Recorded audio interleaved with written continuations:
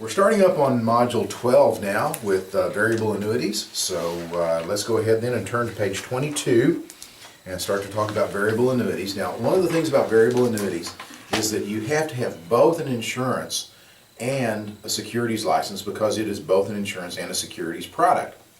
So you have to sell those. And of course, being insurance, those licensing issues will vary state to state. Be sure to check with your principal if there's any question about it. But like I say, you do have to have the two different licenses to do that. We want to start out with a comparison and a contrast of the similarities and differences between fixed annuities and variable annuities. And the reason for that is that if you have the fixed annuity idea down, then really it lays a good foundation for what you're looking at and the differences between that and the variable annuity. So both are insurance products and both are designed to provide a lifetime retirement income. In fact, the word annuity means stream of payments. Now, once you get out in production and you get to talking to the folks that have used these things, just 20 ways to Sunday. They'll tell you this, they'll tell you that, they'll tell you something else, and yes, there are all kinds of things you can do with it, but we're in the testing center. And in the testing center, what we want to do is to remember that the ultimate goal of an annuity, whether fixed or variable, is to provide a lifetime retirement income. And when you're in the testing center, just go with the flow, okay? You may know that there's a certain thing you can do. Forget about it in the testing center. That's test work, all right? So anyway, basically what we have is that with a fixed annuity, what I like to do with annuities is just to describe them as a bubble. And so here's this bubble that the investor over here puts money into, all right? And so when the investor puts money into the fixed annuity, this bubble is provided by the insurance company. The reason I like to call it a bubble is that the money gets in here and then it provides a shelter from current taxation. Well, if it's a fixed annuity, then the insurance company takes the money and puts it into a pot, and that pot has insurance company on the side of it.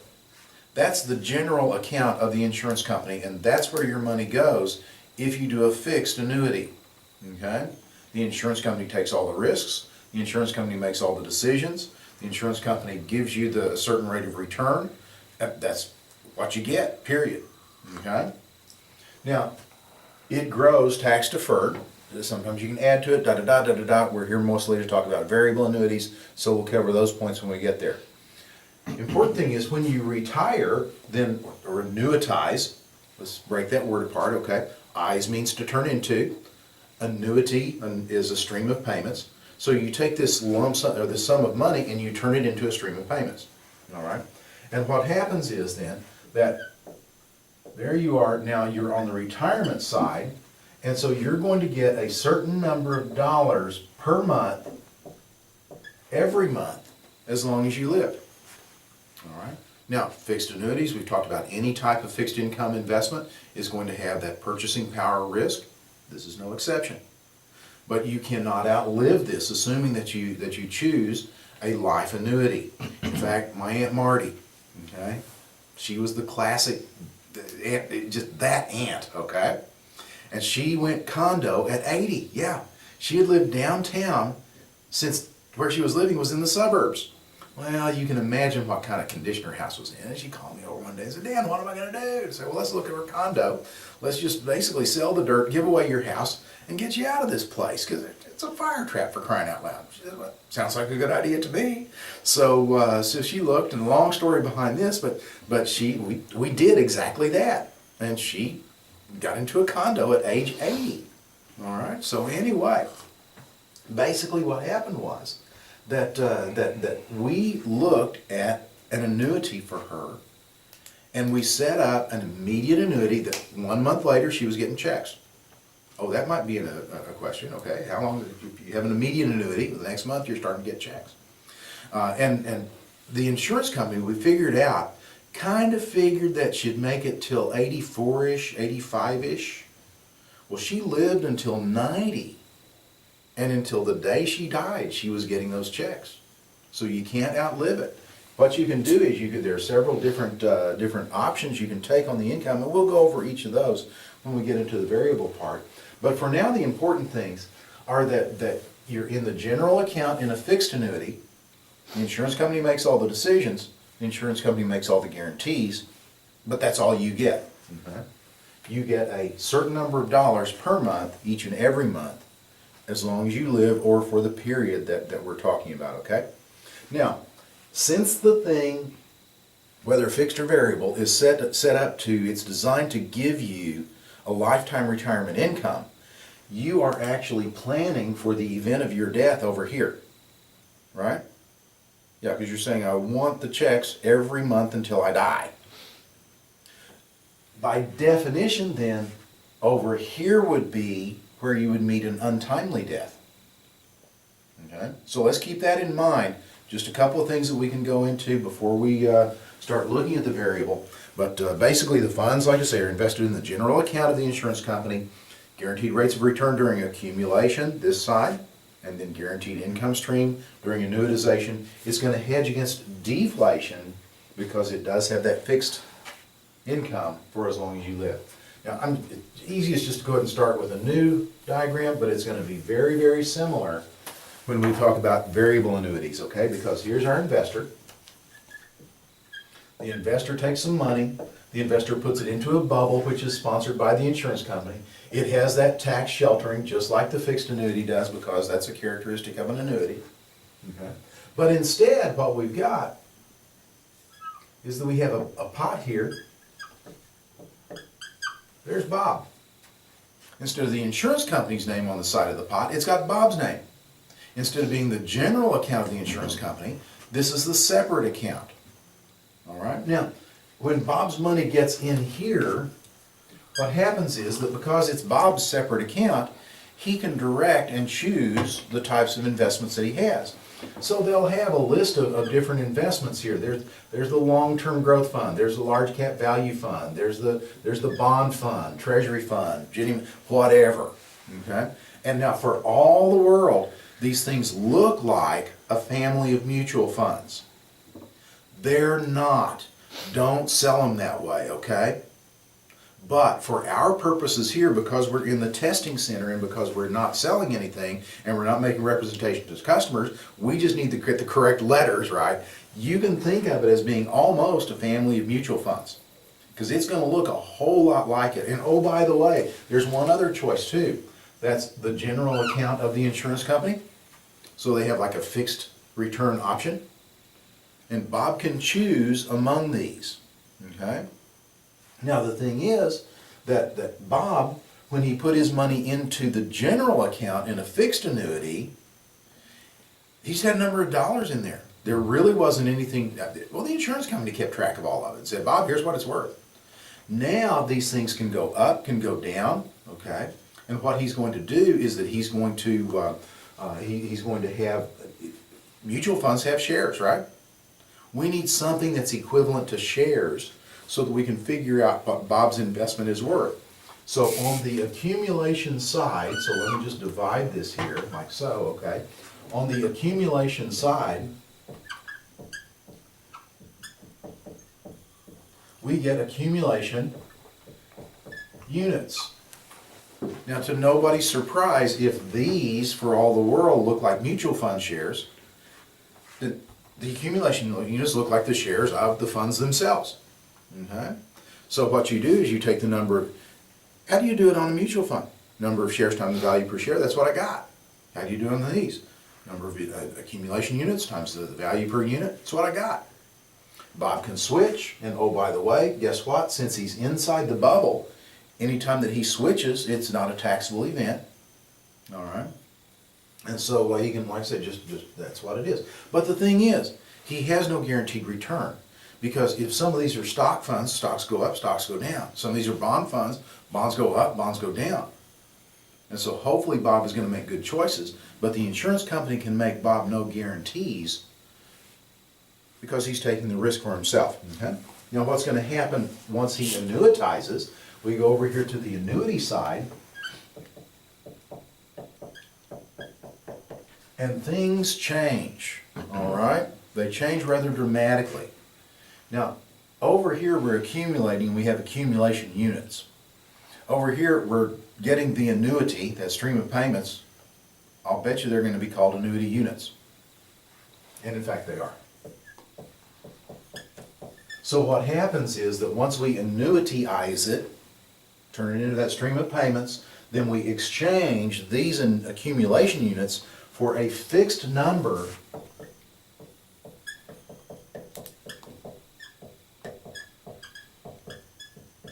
of annuity units. However many we get, that's what we got. And now here's the weird one, is that the number of units times the value is going to equal the income.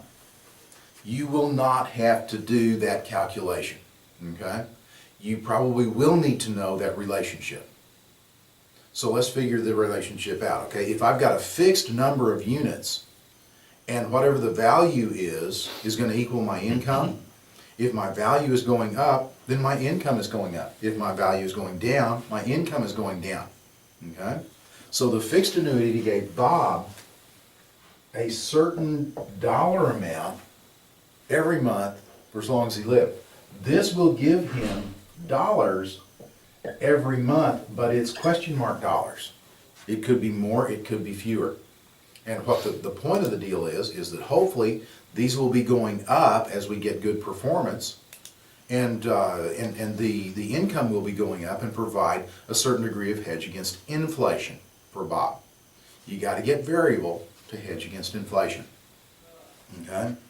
So like I say, the number of units times the value per unit is the income. And like I say, this kicks in once he annuitizes out.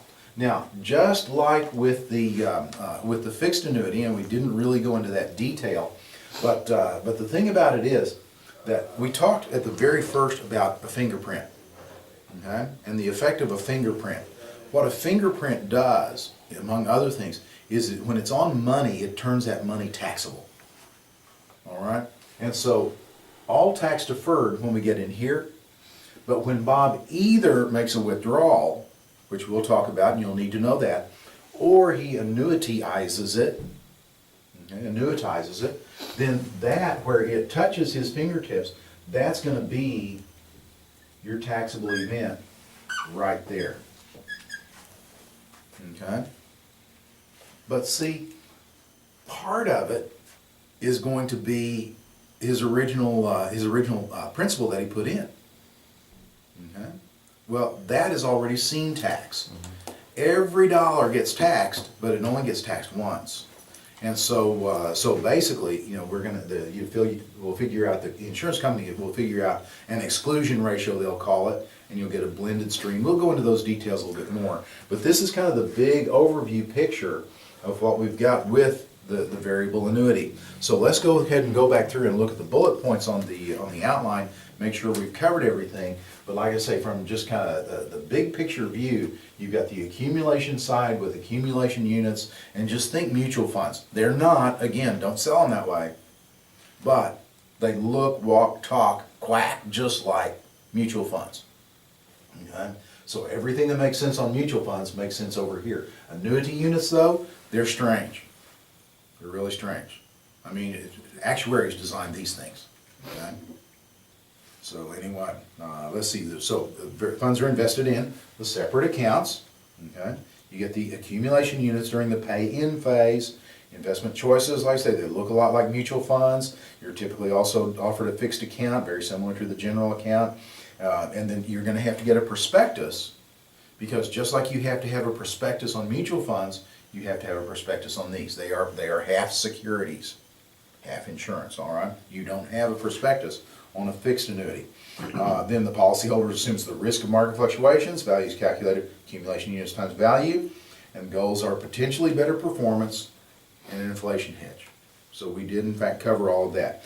We talked about annuitizing it, that we exchange those for a fixed number of annuity units. There's that, the value times the number is the income. Determining the value of annuity units, okay? So basically, let's hop down before we talk about calculating these values. let's hop down and cover one more thing, and that is in fact the different payout options that you get. Okay?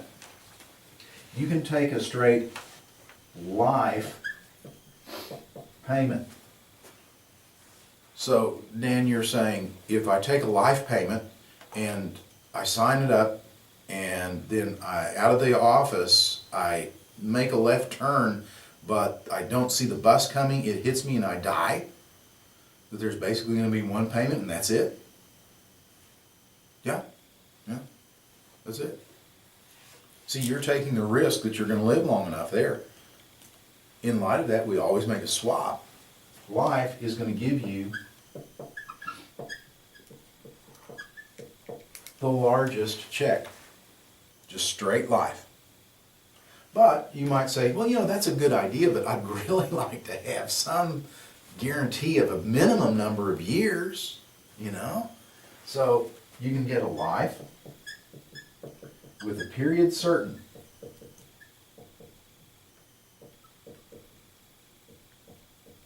Here's what happened in Aunt Marty's case. We actually, the insurance company we used actually had a life with 5 years certain. Usually you see life with 10, but they had life with 5. Aunt Marty bought it at 80, lived till 90, she got a check every month. If she had died at 82, then for 3 additional years her beneficiary would have received a check. Okay? But since she lived to 90, she got the check herself. Gave up about that much income every month to get that 5-year period certain. Because what? The insurance company was giving her something. Well, nobody gives anything away, so she bought that period certain. Okay? You also can have the most common that you have are these 3, a joint and survivor. And actually, I like to do it this way, with a big S, because the joint and survivor is the smallest. Because the insurance company is saying that they're not only going to pay over my lifetime, they're going to pay over yours or somebody else's. So they've got 2 lifetimes. Which one's, you both going to die at the same time? Probably not. So that's the smallest. You also have others, such as a designated period. I need it over 10 years, 20 years, 50 years, whatever. Or a life with a unit refund. Read that one backwards, okay? That's your lifetime or a refund of the unit of money that you put in that's still left. So if I put in $100,000 and over the course of my lifetime, I'd receive payments that total $70,000. All right? Forget about interest, forget about compounding, whatever. They're going to give a lump sum to my beneficiary of $30,000. Okay? Just total up those, like I say, no interest on it, anything like that. It's just a strict, how much did you put in, how much you got out. We'll give you your beneficiary a check for the difference. Okay? Just keep it simple if you have a question on that. All right, so anyway, let's go back upstairs to the annuitizing a variable annuity, and we need to talk about these annuity units and the value and how it affects the income. Okay, so what we've got is that everybody knows that even though we can't predict what the performance is going to be, we do know it's not just going to sit at 0. So in the prospectus, there's an assumed interest rate. Sometimes you'll see assumed investment rate. Either way, it's AIR or the AIR. Okay, it's in the prospectus. It's a fixed figure. So it is stated there in the prospectus. And your value of your annuity units. Now, again, accumulation units, straight up just like a mutual fund. But annuity side, okay, what's going to happen is that let's say that we have, this is something that kind of helps me out. Okay, is just to do like so. All right, so I've got month and month number 1, 2, 3, 4, and this is way more than you'll need. Okay, but the reason I do this is so that I can illustrate the way that things work. Okay, so we've got the performance, and then we've got the income. Okay. Now, month 1 is really, when we very first annuitize it, it's really kind of beside the point, okay? Because our income is based on the heir. You got to have something, so you base it on the heir. What is our heir? Let's say that our heir is 3%.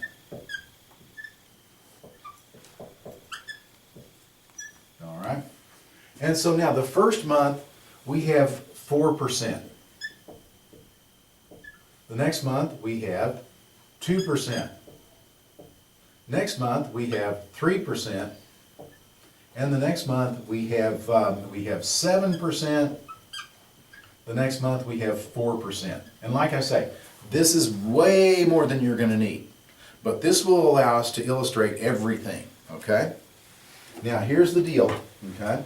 Is that what we do is that we look at this performance, and I want you to remember this cheesy little phrase, we compare to the heir. Compare to the heir. All right? That's what I want to do. And I want to look over here and I want to say, I got 4%. My heir was 3%. So now, simple question. Higher, lower, the same. Well, it's higher.